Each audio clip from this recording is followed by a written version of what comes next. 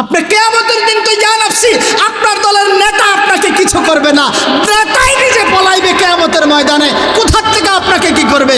সাবধান, কোনো আলেমের সামনে দাম্ভিকতা নিয়ে হাঁটবেন না। আপনার রাষ্ট্রের বল চিরস্থায়ী নয়, দলের বল চিরস্থায়ী নয়, কিন্তু কোরআন চিরস্থায়ী কিতাব। এটা ছিল, এটা আছে, এটা থাকবে, এবং জান্নাতেও এই কোরআন পড়া হবে।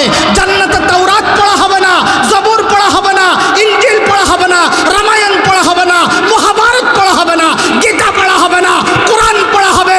কোরআনের বাহিরে যদি এই রাষ্ট্রকে কেউ বানাইতে চায়, সে মুসলমান যদিও নামের হয়, এটা হিন্দুদের দালাল।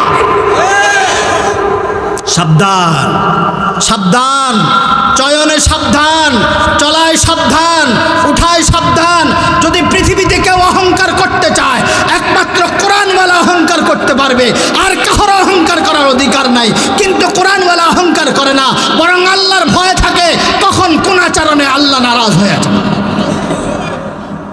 সাবধান, আপনাদের এই দাম্ভিকতা, এটা ইসলাম জাতি কখনো মেনে নিতে পারবে না। সাবধান, বারবার বলছি, পরকাল আমার হাতে নয়, পরকাল আল্লাহর হাতে। আল্লাহর পাকড়াও থেকে যদি বাঁচতে চান, তো যারা আসলে বড় তাদের সামনে ছোট হয়ে পেশ হন, যারা আসলে সম্মানে তাদের সামনে ছোট হয়ে পেশ হন। যদি অহংকারের জন্য পেশ হন, তো আপনাদের জন্য ভয় আছে। আর ঠিকানা শেষ আল্লাহর হাতে, আমার হাতে নয়।